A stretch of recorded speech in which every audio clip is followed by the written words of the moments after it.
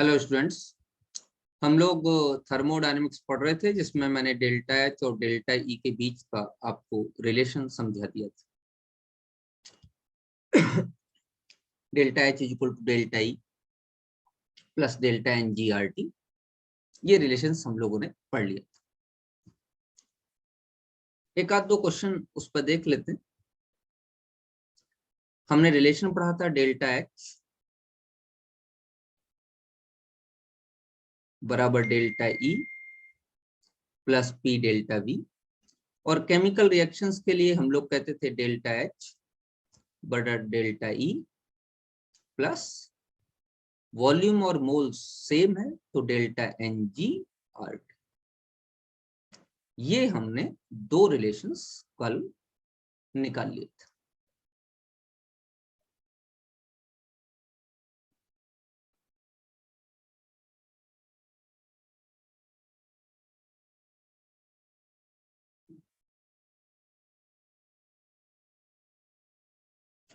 चलिए, जैसे एक क्वेश्चन लिखा जाए। क्वेश्चन है बॉम्ब कैलोरीमीटर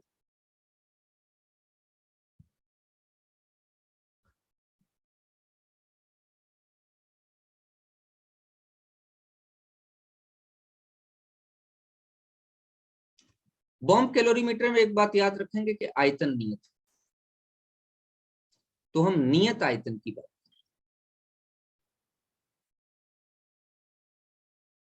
ठीक है।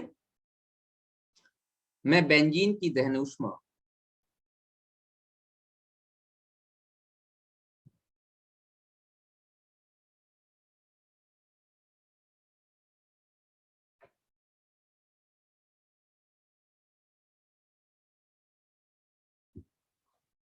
बेंजीन की दहन ऊष्मा का मान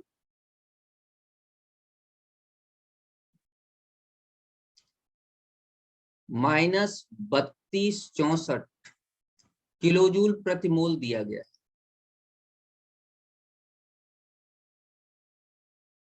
प्रति मोल दिया गया,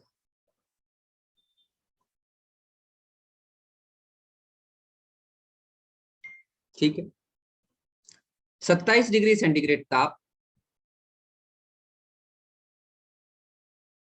तथा नियत दाब पर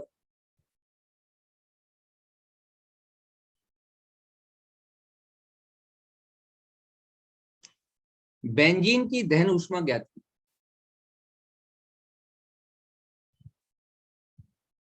बेंजीन की दहन ऊष्मा ज्ञात कीजिए। आसान सा सवाल है, ध्यान से देखिए।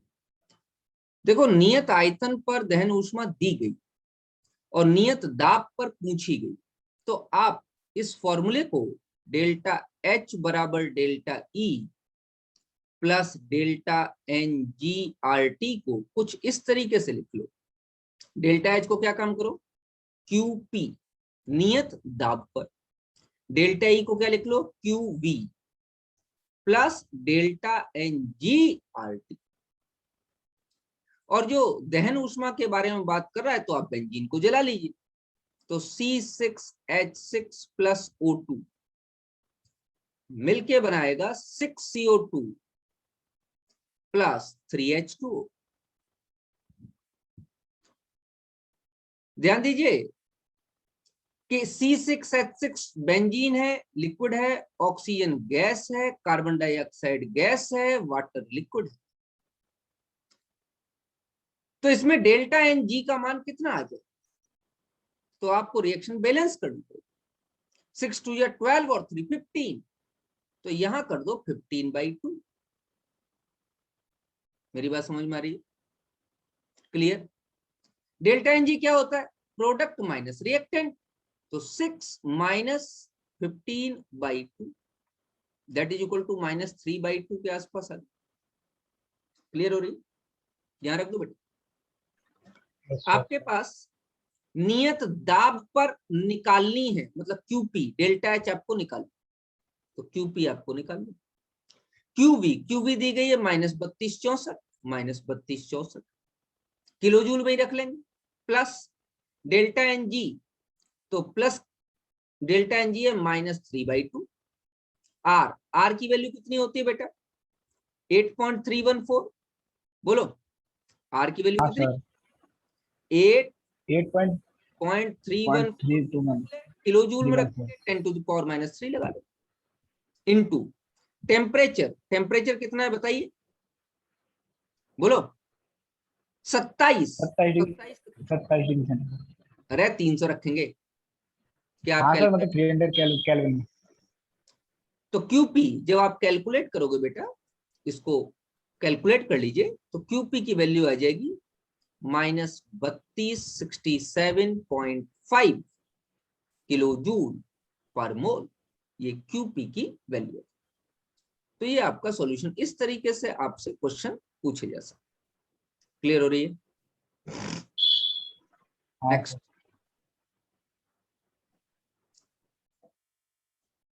अब हम अगला पार्ट जो इस का पढ़ने जा रहे हैं, वो ऊष्मा के बारे में कुछ डेफिनेशंस हैं, उनको हम पढ़ेंगे।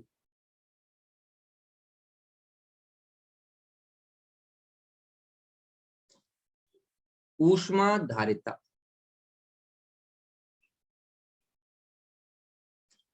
कॉमा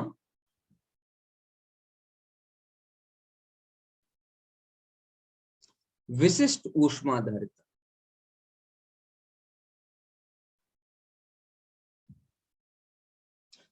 तथा मोलर ऊष्मा,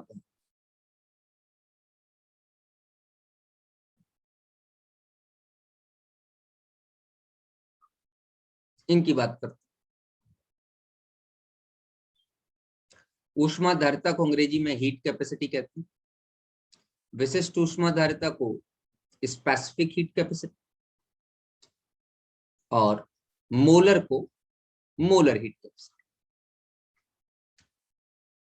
अब ये हीट कैपेसिटी होती क्या है, ये ध्यान रखें। तो सबसे पहली डेफिनेशन हम कहेंगे ऊष्मा धारिता। ऊष्मा धारिता जिसको अंग्रेजी में हीट कैपेसिटी कहते हैं।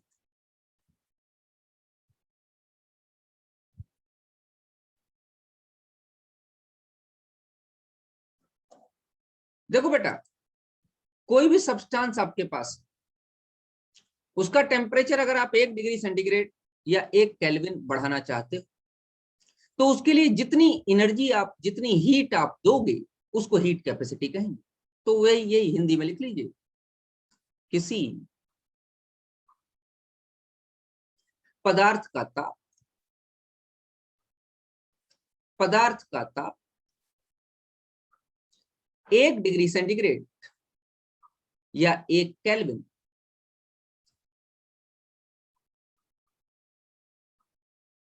से बढ़ाने के लिए, बोलो,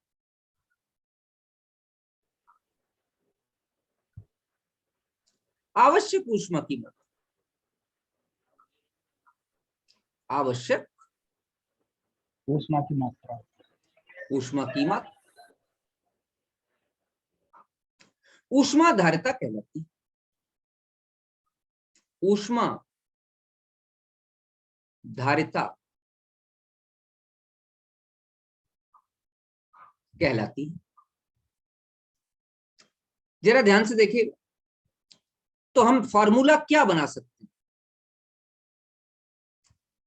ऊष्मा धारिता, पदार्थ का ताप 1 डिग्री सेंटीग्रेड पर है, तो इसका मतलब आवश्यक ऊष्मा, आवश्यक ऊष्मा बटा ताप में परिवर्तन। क्योंकि ऐसा तो कुछ कहा नहीं कि पदार्थ कितना होना चाहिए, इसकी तो कोई जानकारी है। तो पदार्थ, आपका ताप 1 डिग्री सेंटीग्रेड बढ़ाना है, तो आवश्यक ऊष्मा बटा ताप में कितना परिवर्तन हुआ, आप भाग कर दीजिए, आपको ऊष्मा धारिता मिल जाएगी। बेटा ऊष्मा धारिता को सी से डिनोट करते हैं। आवश्यक ऊष्मा हो जाएगी dQ/dt।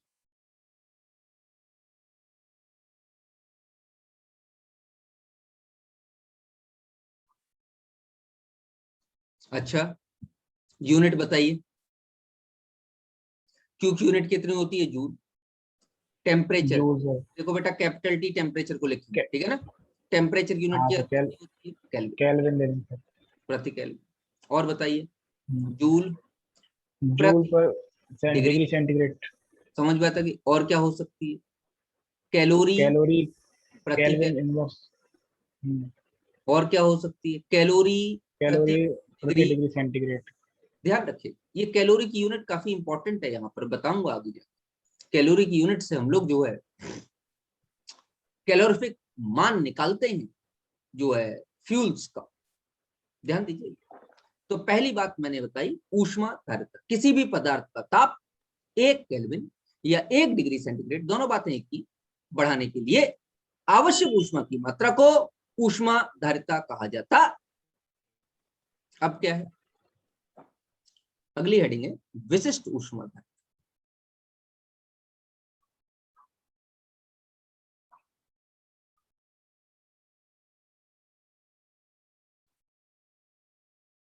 विशिष्ट ऊष्मा धारिता, विशिष्ट ऊष्मा धारिता को स्पेसिफिक हीट कैपेसिटी कहते। चलिए स्पेसिफिक हीट कैपेसिटी की बात कर ले। बस करना क्या है, पदार्थ का भार फिक्स कर लेना। तो लिख लीजिए 1 ग्राम पदार्थ का ताप 1 डिग्री सेंटीग्रेड या 1 केल्विन से बढ़ाने के लिए आवश्यक ऊष्मा की मात्रा, यस सर। आवश्यक ऊष्मा की मात्रा को विशिष्ट ऊष्मा धारिता कहते हैं।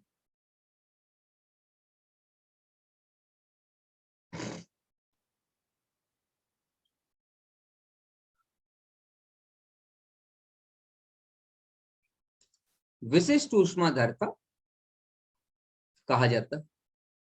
इसका मतलब फॉर्मूले में पदार्थ की मात्रा को भी जोड़ना है। तो जरा लिखिए विशिष्ट ऊष्मा धारिता, विशिष्ट ऊष्मा धारिता बराबर क्या लिखा था आपने? आवश्यक ऊष्मा, तो लिख देंगे आवश्यक ऊष्मा।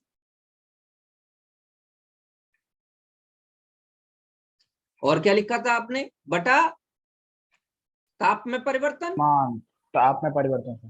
तो ताप में परिवर्तन। लेकिन यहां 1 ग्राम है, तो गुणा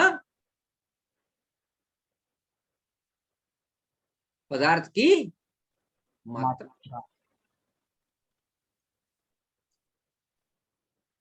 बेटे ऊष्मा, आवश्यक ऊष्मा बटा ताप में परिवर्तन क्या है? ऊष्मा धारिता। बोलो भैया। ऊष्मा धारिता सर, ऊष्मा। हाँ सर। ऊष्मा ऊष्मा धारिता धारिता का को पदार्थ की मात्रा। अगर मैं पदार्थ की मात्रा से भाग कर दूं,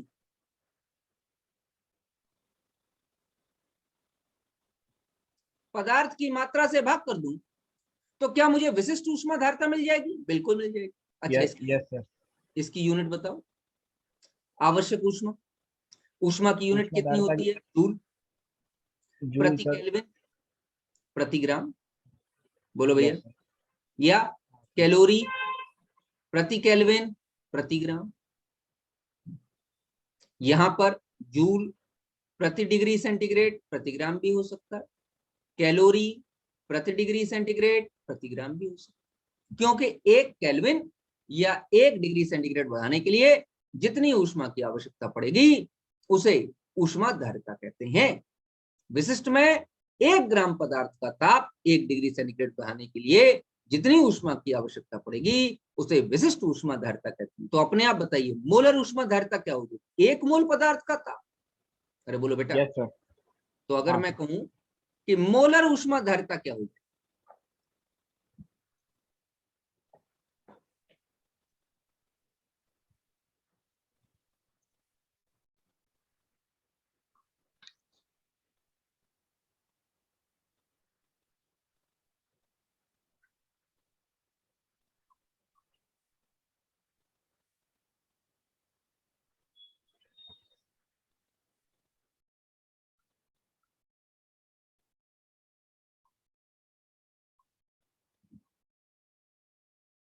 मोलर हीट कैपेसिटी।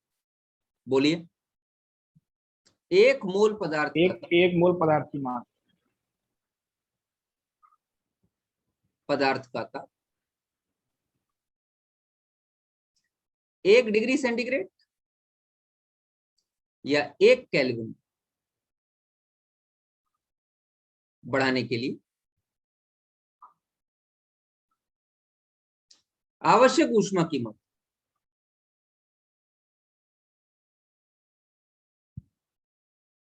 ऊष्मा की मात्रा को मोलर ऊष्मा धारिता कहते हैं। मोलर ऊष्मा धारिता कहते हैं। कहा जाता है।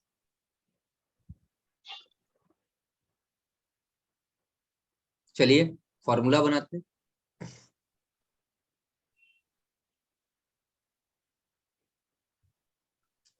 मोलर ऊष्मा धारिता बराबर, बोलिए, पहला तो वही है आवश्यक ऊष्मा हाँ सर। बटा तापमान में परिवर्तन सर। वेरी गुड, ताप में परिवर्तन गुणा, बताइए, मोल, मोल के लिए पदार्थ की मात्रा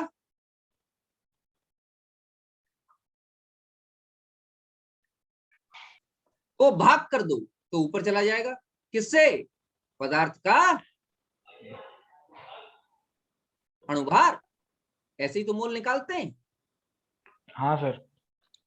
भार बटा अणुभार। तो चलिए, अब आवश्यक ऊष्मा बटा ताप में परिवर्तन गुणा पदार्थ की मात्रा, इतना भाग बाहर निकाल, तो इसको क्या कह सकते हैं? विशिष्ट ऊष्मा धारिता कह सकते हैं, नहीं कह सकते?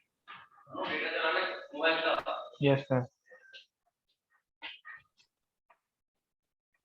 विशिष्ट ऊष्मा धारिता गुणा पदार्थ का अणुभार। कोई प्रॉब्लम है? नहीं सर। यूनिट बताइए। विशिष्ट ऊष्मा धारिता की हो जाएगी सर जूल अरे इंटू मोलर केल्विन ऊष्मा धारिता इनवर्स। की, जूल प्रति केल्विन, मतलब हाँ, ये विशिष्ट ऊष्मा धारिता की हो जाएगी, और सर मोल, ये मोल का हो जाएगा, मोल प्रति मोल, मोल इनवर्स। कैलोरी प्रति केल्विन प्रति मोल, मोल इन प्रति मोल, या क्या लिख सकते हैं? जूल प्रति डिग्री जूल प्रति मोल, या कैलोरी प्रति डिग्री सेंटीग्रेड मोल। क्लियर हो जाएगी प्रति बेटा। मोल। Yes sir. नेक्स्ट,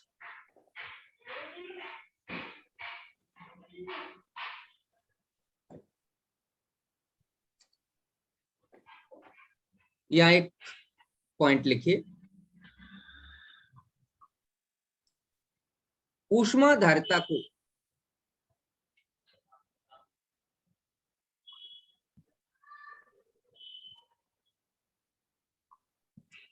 दो प्रकार से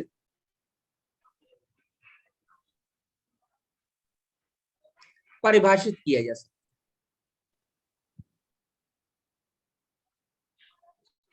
परिभाषित किया जा सकता है। नंबर पहला, नियत दाब पर ऊष्मा धारिता,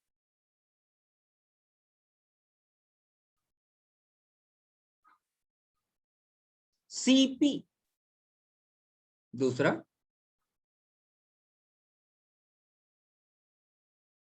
नियत आयतन पर सीवी ऊष्मा धारिता,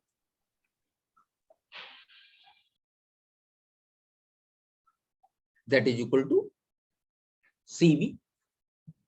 सीवी। अगर मैं इसी के लिए विशिष्ट ऊष्मा धारिता की बात करूं या मोलर ऊष्मा धारिता की बात करूं तो भी सीपी सीवी लिख सकता हूं, सिर्फ यूनिट में परिवर्तन हो जाए। बोलो भैया। तो मैं यस सीपी का सर। मान क्या लिख सकता हूँ, सीपी बराबर क्या लिख सकता हूँ, क्यू की जगह एच। क्यों, इंथैल्पी क्या होता है, कांस्टेंट प्रेशर होता है, तो डीएच अपॉन, हाँ सर। बोलो भैया। dt। और सीवी यस के सर। लिए मैं क्या लिख सकता हूँ, डीई अपॉन dt, dt। क्योंकि डीएच अपॉन dt क्या होता है, नियत आयतन पर, और डीई डीई इंटरनल एनर्जी, ये क्या चीज है, नियत आयतन। और नियत आयतन पर। इंथैल्पी ऊर्जा परिवर्तन कब, नियत दाब। अरे बोलो भाई, हाँ सर। बात देखी जा सकती। तो बेटा जरा सा हम्म। फॉर्मूला बनाओ। मैं ऐसे लिख सकता हूं, डेल्टा एच बराबर सीपी इंटू डेल्टा टी, इस dt को इधर मल्टीप्लाई कर दो, बोलो भैया। हाँ सर। इसी तरीके से इस dt को इधर मल्टीप्लाई करो, तो डेल्टा ई बराबर सीवी इंटू डेल्टा टी लिख सकता है, नहीं लिख सकता। हाँ सर। ये दोनों किसके लिए आई, फॉर 1 मोल नियत। ऑफ आइडियल गैस, 1 मोल के लिए। अच्छा, अगर मैं n मोल्स के लिए करूं, तो delta H is equal to N CP delta T, cp delta t। Yes sir. और डेल्टा n से E is multiply. Equal to n CV delta T. ये किसके लिए आ गई, बोलिए, for n n mole mole of ideal gas. Of ideal gas. तो मैंने जो आपको शुरुआत में फॉर्मूले याद कराए थे, अब आपको समझ में आ गए क्या क्या कहा जा रहा है। मैंने कहा था ये दो हाँ सर। फॉर्मूले याद कर लो, delta H is equal to N CP delta T, और delta E is equal to N C B delta T. जब मैंने हाँ आपको सर। समतापीय प्रक्रम के बारे में समझाया था, तो मैंने ये दोनों फॉर्मूले आपको याद कराए थे। हाँ सर। अच्छा, इसमें एक फॉर्मूला मैं और आपको कह रहा हूं कि आप याद कर लीजिए, जिससे कि जो है, एक्चुअली अब हीट इंजन हमारे कोर्स में नहीं है, फिर भी मैं एक फॉर्मूला जिसको मेयर फॉर्मूला कहते हैं वो आप याद कर लो। मेयर फॉर्मूला होता है सीपी माइनस सीवी बराबर R, R is the universal gas constant, ये ध्यान रखना। क्योंकि अब हीट इंजन कहाँ पे पढ़ाया जाएगा, आपको फिजिक्स में पढ़ाया जाएगा, थर्मोडायनेमिक्स में हम लोग, फिजिक्स में। ठीक है ना। इसको मेयर्स फॉर्मूला कहते हाँ हैं। सर।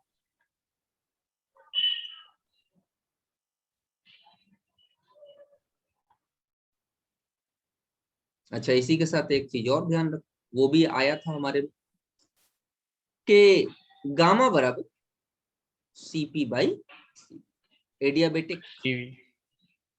Yes sir. प्रोसेस में हम लोगों ने इस फॉर्मूले को यूज किया था, तो ये हम लोग यार, क्लियर, हाँ सर। ठीक है। नेक्स्ट, ये तो मैंने आपको सीपी सीवी के बारे में थोड़ी सी जानकारी दे दी, क्योंकि बेटा मैंने दो फॉर्मूले, वैसे तो हीट इंजन की तरफ मुझे ज्यादा नहीं जाना चाहिए ना, मैं जा रहा हूं, क्योंकि हीट इंजन अब हमारे कोर्स में नहीं है।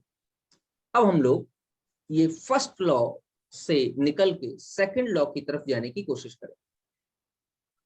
सेकंड लॉ की तरफ आने के लिए हम लोगों ने बेस तो अपना तैयार कर लिया है, जो कि डेल्टा एच और डेल्टा ई, सीपी और सीवी के बारे में पढ़ा।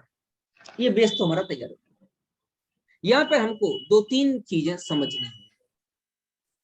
सबसे पहली चीज जो यहाँ हम समझने जा रहे हैं, देखो हम सेकंड लॉ की तरफ बढ़ रहे हैं, तो इसमें सबसे पहली चीज हम जो समझने जा रहे हैं उसका नाम है स्वतः तथा अस्वतः प्रक्रम। हेडिंग डालिए, स्वतः तथा अस्वतः प्रक्रम। पेन चेंज कर लेता हूं, हम बढ़ रहे हैं सेकंड लॉ।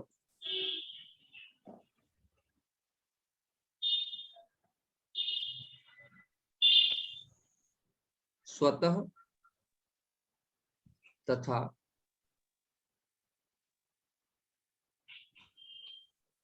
अस्वतः प्रक्रम,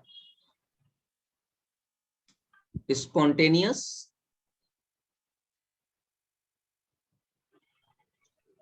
and non-spontaneous process.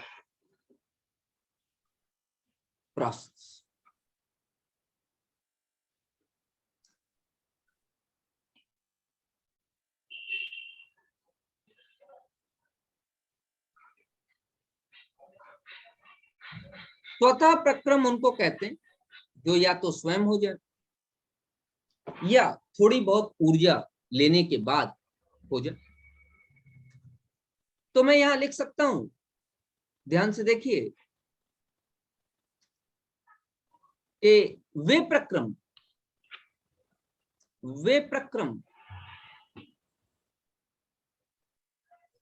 जिन्हें प्रारंभ करने की आवश्यकता नहीं पड़ती, जिन्हें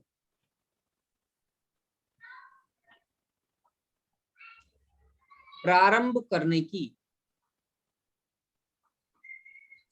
आवश्यकता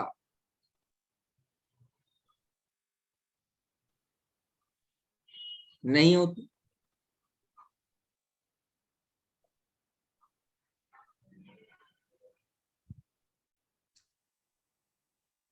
वे स्वतः प्रक्रम कहते हैं।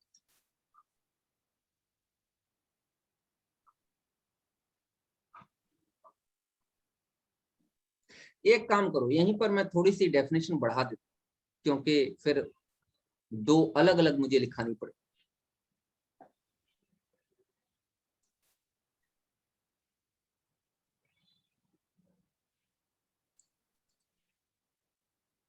मैं यहीं पर बढ़ा दूं, वे प्रक्रम जिन्हें प्रारंभ करने की आवश्यकता नहीं होती या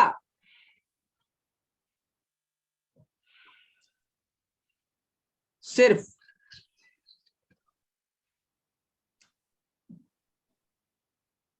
प्रारंभ में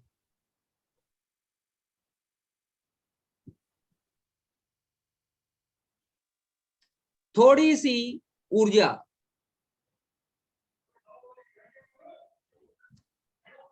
की आवश्यकता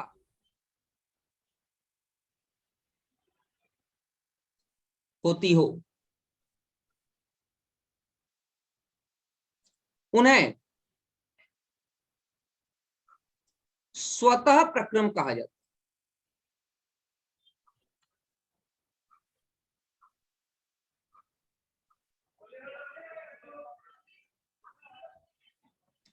या तो प्रारंभ करना ही नहीं पड़े, अपने आप होते रहे, या सिर्फ स्टार्टिंग में थोड़ी सी ऊर्जा दो, बाद बाकी वो अपने आप हो जाए।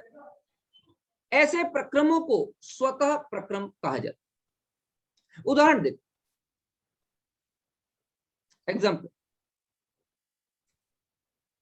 मैं कह रहा हूं कोई गर्म चीज है, गर्म ग्लास है, उसको किसी ठंडे पदार्थ के पास रख दो तो ऊष्मा अपने आप उच्च ताप से निम्न ताप की तरफ प्रवाहित हो जाएगी। तो मैं एग्जाम्पल देता हूं, ऊष्मा का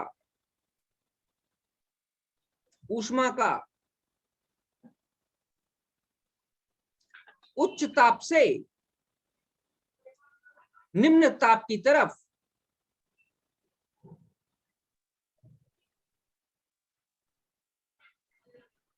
प्रवाहन। इसमें तो कोई तुम्हें ऊर्जा नहीं देनी पड़ेगी, तुम्हें कुछ नहीं करना पड़ेगा, ये तो प्रक्रम अपने आप हो जाएगा।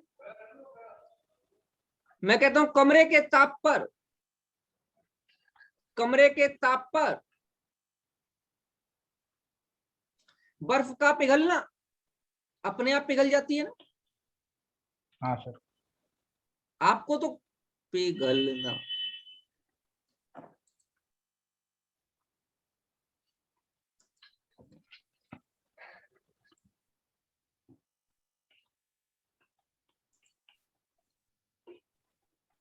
आपको तो कुछ नहीं करना पड़ता, ठीक है। Yes sir. या जल का,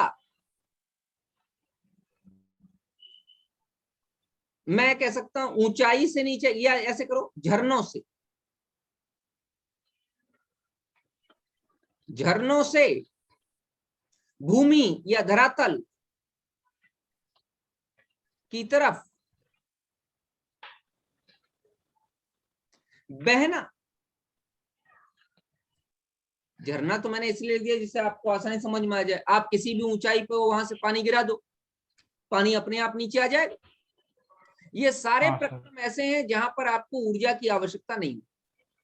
आपने दूसरा भी लिखा है, या सिर्फ प्रारंभ में थोड़ी सी ऊर्जा की आवश्यकता होती है।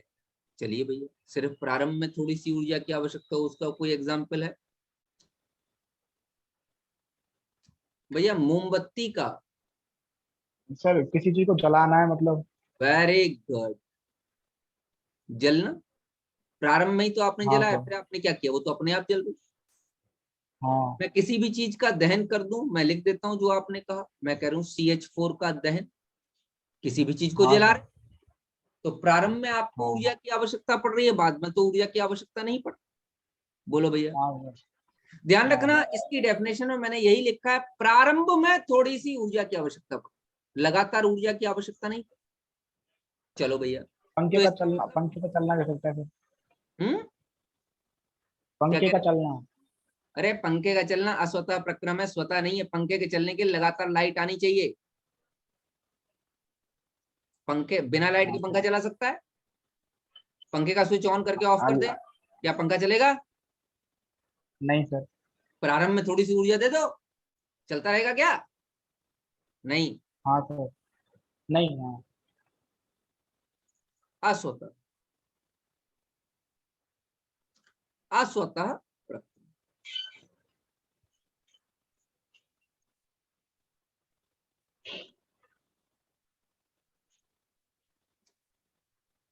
वे प्रक्रम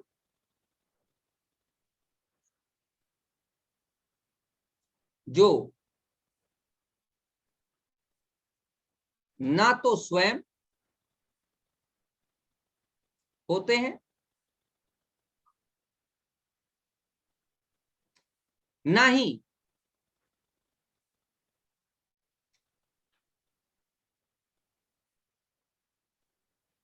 प्रारंभ करने के बाद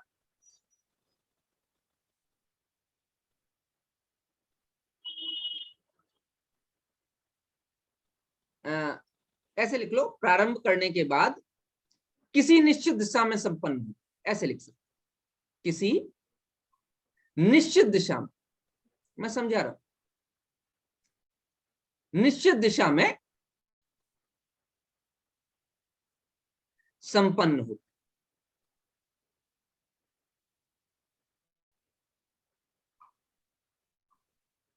अस्वतः प्रक्रम कहलाता।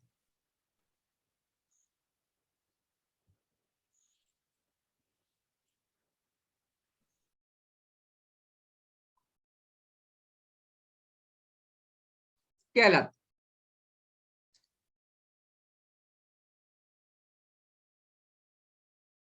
इन प्रक्रमों को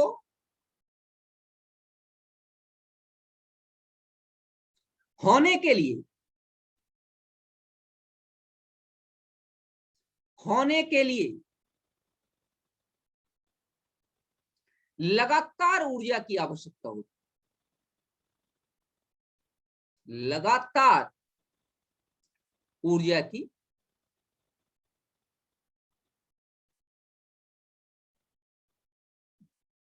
आवश्यकता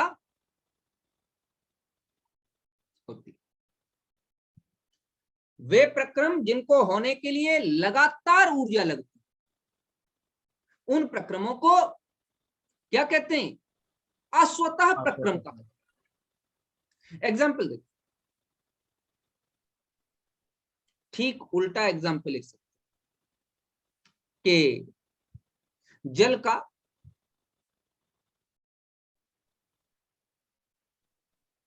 धरातल से, तल से, वाष्प बनकर ऊपर उड़ना। चुप रहो, ऊपर की तरफ बहना। फब्बारा कह सकता हूं। फब्बारा चलाने हाँ के सर। लिए ऊर्जा देनी पड़ेगी साहब। और जो आपने कहा वो बहुत ही गलत बात है। वाष्प का बनना तो स्वतः प्रक्रम है। सर उसके लिए टेम्परेचर तो चाहिएगा, वो एनर्जी की फॉर्म में। अरे तो अपने आप बन रही है ना, तुम क्या कर रहे हो उसमें? सड़क पर भरा हुआ पानी अपने आप वाष्प में परिवर्तित होता है या नहीं होता? तुम उसमें क्या कर रहे हो? हीटर लगा के चल हाँ रहे हो सर, क्या हमको सड़क पर? नहीं सर, नहीं। जिसमें आप कोई बाहर से कार्य न करें वो स्वतः होता है। बर्फ का पड़ना स्वतः है, बर्फ का जल में परिवर्तित होना स्वतः है। ये सारे स्वतः प्रक्रम है। इसमें आप क्या कर रहे हो? आप अलग से ऊर्जा। तो मैंने बताया कि जल का धरातल से ऊपर की तरफ बहना। आप लोग घरों में मोटर लगाते हैं, मोटर से पानी नीचे से ऊपर टंकियों में पहुंचाते हैं। ये अस्वतः प्रक्रम, क्योंकि अगर लाइट चली गई और मोटर चलना बंद हो गया तो पानी ऊपर की तरफ जाना भी बंद हो जाएगा। जो आपने अभी अभी कहा मुझसे कि वाष्पन, वाष्पन एक स्वतः प्रक्रम, अस्वतः नहीं। वाष्पन हर तापमान पर हो रहा है, हर समय हो रहा है, आप उसको रोक नहीं सकते ना। आप उस, हाँ, आप सिर्फ इतना कर सकते हैं कि उसकी दर को बढ़ाने के लिए तापमान बढ़ा सकते, लेकिन वाष्पन तो हो रहा है। तो वाष्पन जो है एक स्वतः प्रक्रम है, इस बात को ध्यान रखिए। तो मैंने दो प्रकार के प्रक्रमों की आपको जानकारी दी। पहले प्रकार के प्रक्रम की मैंने आपको जानकारी दी जो स्वतः है, जो या तो अपने आप हो रहे हैं या थोड़ी सी ऊर्जा लेने के बाद हो। और दूसरे प्रकार के प्रक्रमों की मैंने आपको जानकारी दी जो अपने आप नहीं हो रहे, और अगर एक बार शुरू कर दिया जाए तो फिर किसी भी निश्चित दिशा में नहीं चलते। आपने जो दोनों प्रक्रम बताए वो दोनों ही अस्वतः। बेटे, जल नीचे से ऊपर की तरफ अपने आप नहीं जा सकता, पंखे का चलना अपने आप नहीं हो सकता, उसमें आपको ऊर्जा देनी। पंखे का चलना स्वतः तब होता जब आप एक बार स्विच ऑन करते, पंखे को ऊर्जा मिलती और उसके बाद पंखा लगातार चलता। ऐसा नहीं होता। अगर लाइट चली जाए या आप स्विच बंद कर दो तो पंखे का चलना बंद हो जाए। तो ये दो प्रकार के हमने प्रक्रम बताए। कुछ चीजों को ध्यान रखना, बच्चे कई बार सवाल करते हैं। वाष्पन हुआ, बर्फ का पड़ना जो स्नोफॉल होती है, जल का बर्फ में परिवर्तित होना, बर्फ का जल में परिवर्तित होना, ये सारे के सारे स्वतः प्रक्रम हैं। अब मैं आपको एक ट्रिक बता देता हूं। अगर दुनिया में कोई भी प्रोसेस कहीं पर भी हो रहा है, नेचुरली, नेचर में कोई भी प्रोसेस हो रहा है, तो आप उसको स्वतः प्रक्रम मानो। इस बात को ध्यान रखिए, ये बात ध्यान रखिएगा। आप ये मत सोचिएगा कि सर राजस्थान में तो बर्फ नहीं पड़ रही तो अपने आप कैसे हो रहा है। अरे राजस्थान में नहीं पड़ रही, लेह लद्दाख में तो पड़ रही है ना, वहां कौन क्या कर्म कर रहा है। तो कहीं पर भी कोई भी प्रक्रम जो अपने आप हो जाए या थोड़ी सी ऊर्जा के बाद हो जाए। हाँ, इसमें भी एक बात, आप कहो क्या सर फ्रिज में बर्फ जमाना स्वतः हो जाएगा? नहीं, फ्रिज में बर्फ जमाना स्वतः नहीं हो। इस बात को ध्यान रखिए। जल का बर्फ में परिवर्तित होना पर्यावरणीय रूप से स्वतः है। आप फ्रिज में जमा रहे हो वो स्वतः नहीं है, उसके लिए आप ऊर्जा दे रहे हो। तो वो सभी प्रक्रम जिसमें आप ऊर्जा थोड़ी सी देते हो या नहीं देते हो और फिर भी हो जाते हैं वो प्रक्रम, वो स्वतः है। और जिसमें आपको लगातार ऊर्जा देनी पड़ती है वे सारे प्रक्रम अस्वतः। अब हम लोग जो पढ़ने जा रहे हैं वो हेडिंग डालिए, प्रक्रम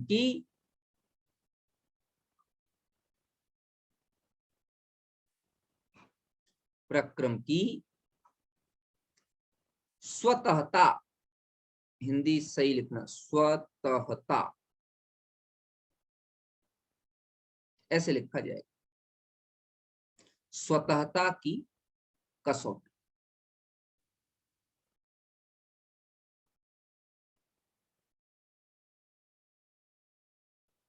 दो मात्राएं आएगी शायद।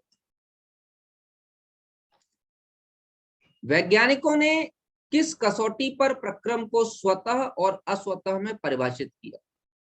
बेटे, पहली कसौटी जो थी वो थी डेल्टा एच। ये पहला प्रयोग था वैज्ञानिक। वो ये कहते हैं जिनमें भी ऊर्जा का ह्रास हो, मतलब डेल्टा एच बराबर निगेटिव है, वे स्वतः, और जिनमें भी ऊर्जा ली जा रही है, मतलब डेल्टा एच बराबर पॉजिटिव, वे अस्वतः। बेटे हिंदी की स्पेलिंग सही कर लेना, ये गड़बड़ हो जाता है। अस्वतः,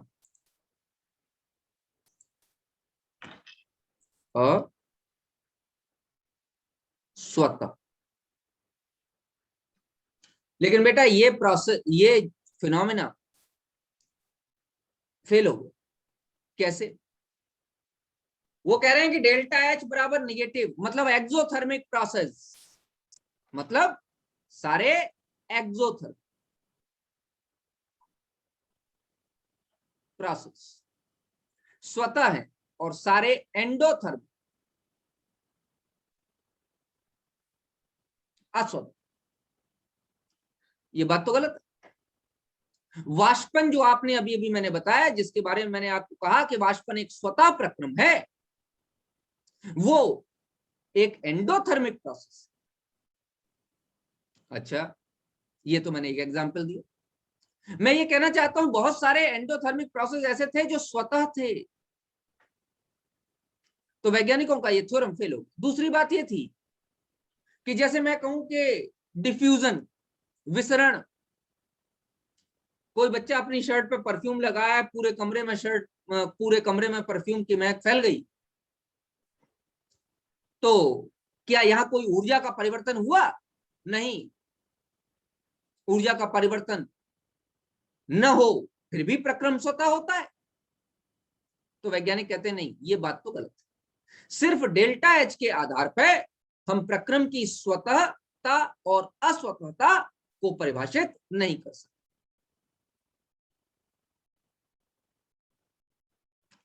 दूसरा कॉन्सेप्ट उन्होंने दिया डेल्टा एस। डेल्टा एच क्या था? Enthalpy change.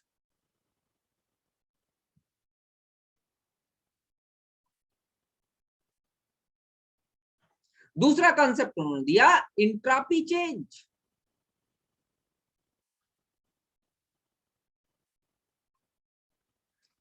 लिखा है तो मैं यहां दे रहा हूं, लेकिन पीछे अगले पेज पर समझाऊंगा इंट्रॉपी क्या। उन्होंने कहा डेल्टा एस बराबर पॉजिटिव, तो प्रक्रम स्वतः होगा या स्पॉन्टेनियस होगा।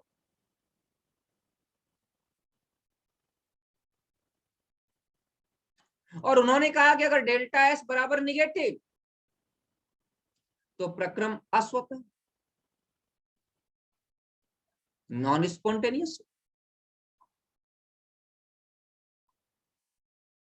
पहले बेटा इंट्रॉपी को समझिए, उसके बाद मैं आगे डेल्टा एस के बारे में बताऊंगा। तो मैं पहले एक चीज बता चुका कि डेल्टा एच फेल हो गया। अकेला डेल्टा एच प्रक्रम की स्वतःता और अस्वतःता को परिभाषित नहीं कर सकता। तो वैज्ञानिकों का नया कॉन्सेप्ट था एंट्रॉपी। एंट्रॉपी एस तथा एंट्रॉपी परिवर्तन, एंट्रॉपी परिवर्तन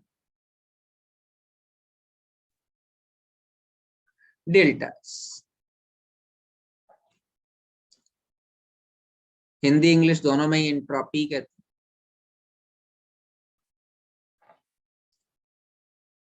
हैं। मैं पहली बात ये लिख सकता हूं, एंट्रॉपी, एंट्रॉपी अव्यवस्था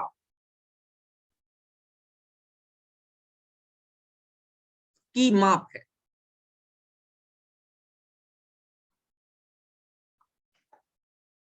कितना अव्यवस्था उत्पन्न हो रही है उसी को एंट्रॉपी कहें, कितना बिखराव उसी को एंट्रॉपी कहें। जैसे देखो, सॉलिड की एंट्रॉपी सबसे कम होती है, लिक्विड की ज्यादा होती है, गैस की सबसे ज्यादा होती है। जितना ज्यादा अव्यवस्था उतनी ज्यादा एंट्रॉपी। तो मैं ये भी तो कह सकता हूं कि दूसरा पॉइंट, अव्यवस्था बढ़ने के साथ साथ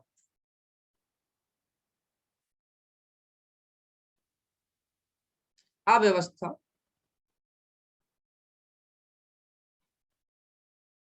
बढ़ने के साथ साथ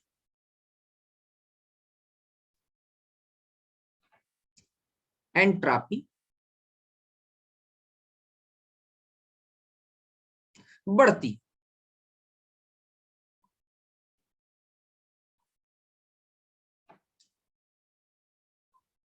एंट्रापी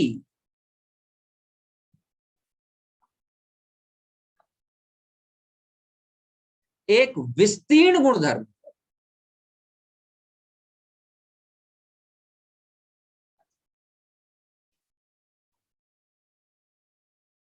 गुणधर्म है तथा अवस्था फलन होती है।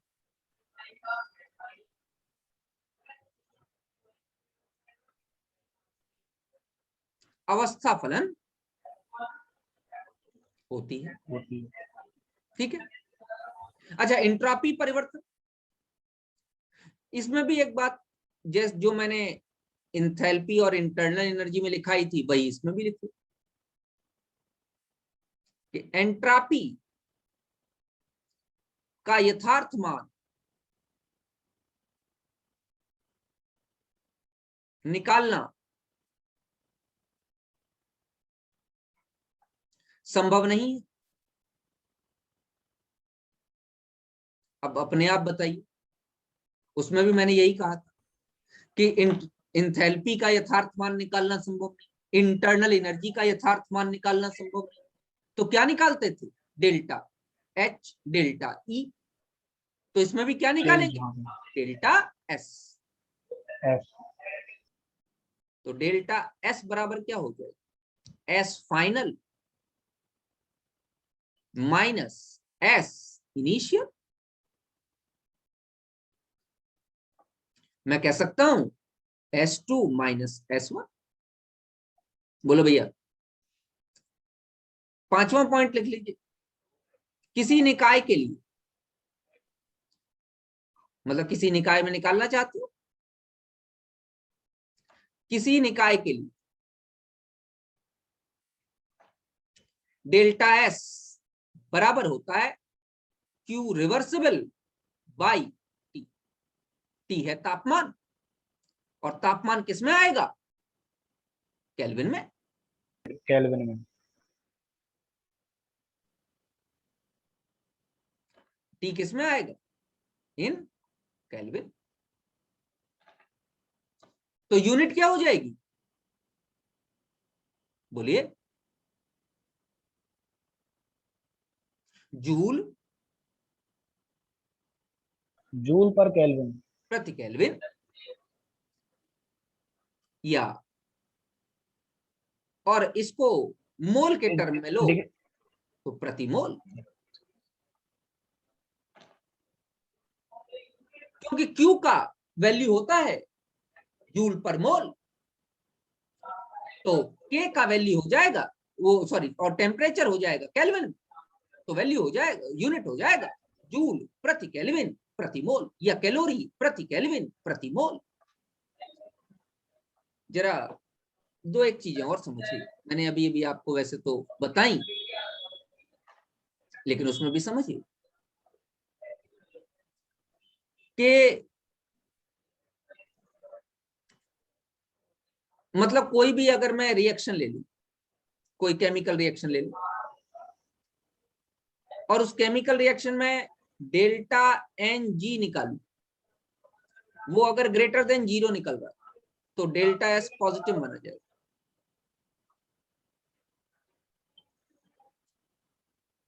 और अगर delta N g less than 0 निकल रहा है तो डेल्टा एस निगेटिव माना जाएगा।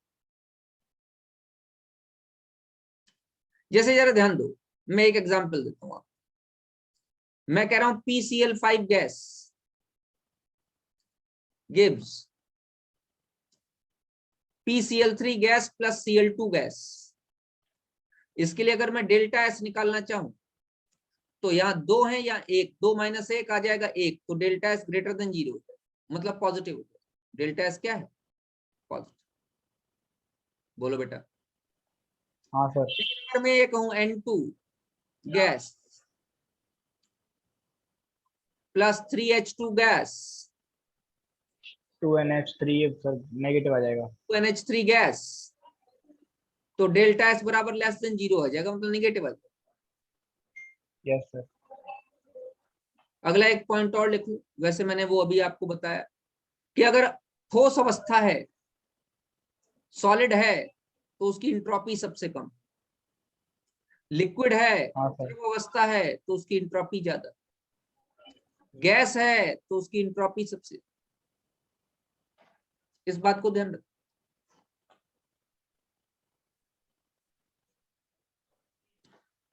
एक सामान्य सी बात बताना चाहता हूं, समझिए। मान लीजिए टीचर क्लास में है, उस समय बच्चे अपनी अपनी जगह पे बैठे हुए, ये ठोस अवस्था कहलाएगी, ये इंट्रोपी ठोस अवस्था की। टीचर क्लास से निकल गया, बच्चे कमरे के चारों तरफ बिखर गए, अपनी सीट से उठ के इधर से उधर जा रहे हैं, तो वो द्रव अवस्था है। और छुट्टी हो गई, बच्चे अपने अपने घर चले गए, पूरे शहर में बिखर गए, ये गैस अवस्था है। यस तो सर। अब जरा मैं थोड़ा सा पीछे की तरफ आपको ले जाऊंगा। मैंने आपको कहा था कि अगर डेल्टा एस का मान धनात्मक है तो प्रक्रम स्वतः है, मतलब इंट्रॉपी बढ़ रही है तो प्रक्रम स्वतः है, और अगर इंट्रॉपी घट रही है तो प्रक्रम अस्वतः है। बात समझ में आ गई? हाँ सर। लेकिन ये प्रोसेस भी फेल हो गया। क्यों?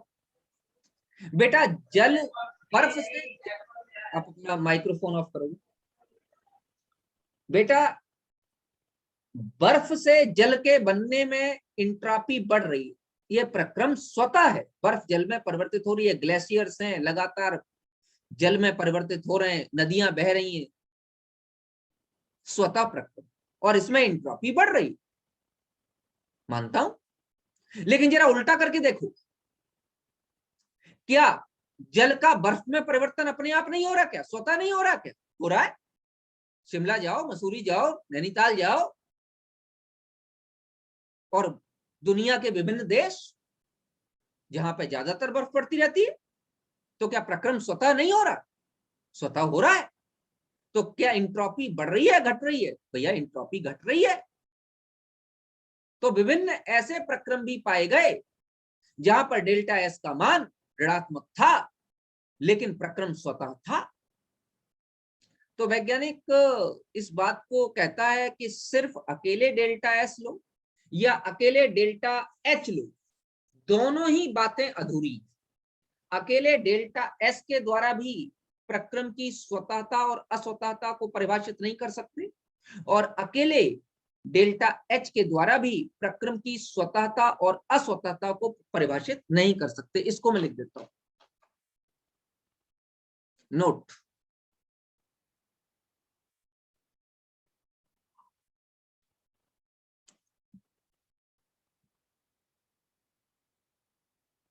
बहुत सारे प्रक्रम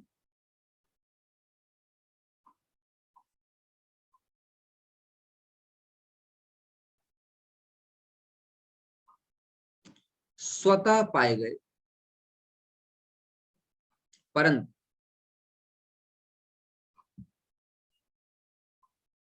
उनके लिए डेल्टा एच बराबर पॉजिटिव था। एग्जाम्पल, वाष्पन। दूसरा लिख रहा हूं, बहुत सारे प्रक्रम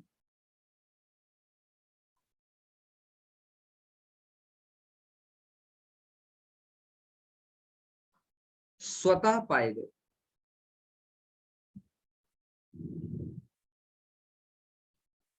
परंतु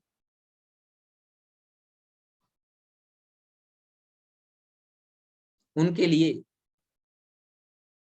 डेल्टा एस का मान निगेटिव था।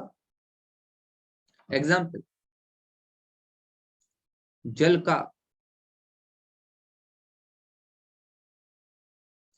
बर्फ में परिवर्तन।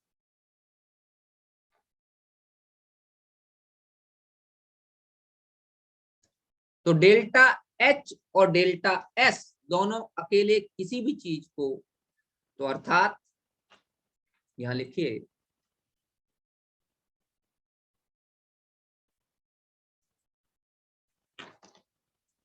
अर्थात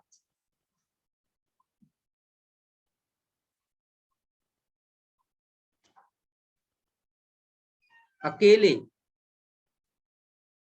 डेल्टा एच द्वारा या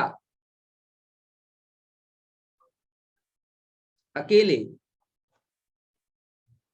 डेल्टा एस द्वारा हम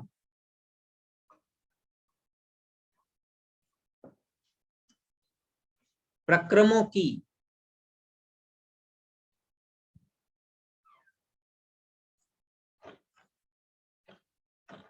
ये हाँ नहीं आएगा,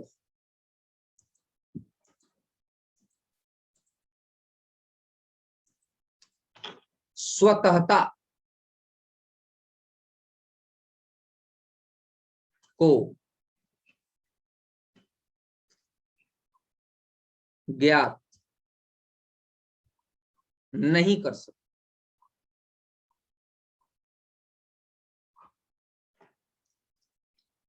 बेटा सिर्फ डेल्टा एस या सिर्फ डेल्टा एच अकेले अकेले लेके प्रक्रमों की स्वतःता और अस्वतःता की जानकारी नहीं कर सकते। इसीलिए हम लोगों ने एक नई डिस्कवरी की जिसको हम डेल्टा जी कहते हैं। इससे पहले कि हम डेल्टा जी की तरफ चलें, हमें इंट्रॉपी के बारे में और इंट्रॉपी परिवर्तन के बारे में कुछ मैथमेटिकल फॉर्मुलेशन कर लेने चाहिए। तो नेक्स्ट टर्न पे मैं आपको इंट्रॉपी परिवर्तन के बारे में मैथमेटिकल फॉर्मुलेशंस कराऊंगा और वहीं डेल्टा जी पढ़ाऊंगा। ठीक है, तो मिलता हूं आपसे बेटा अपने नेक्स्ट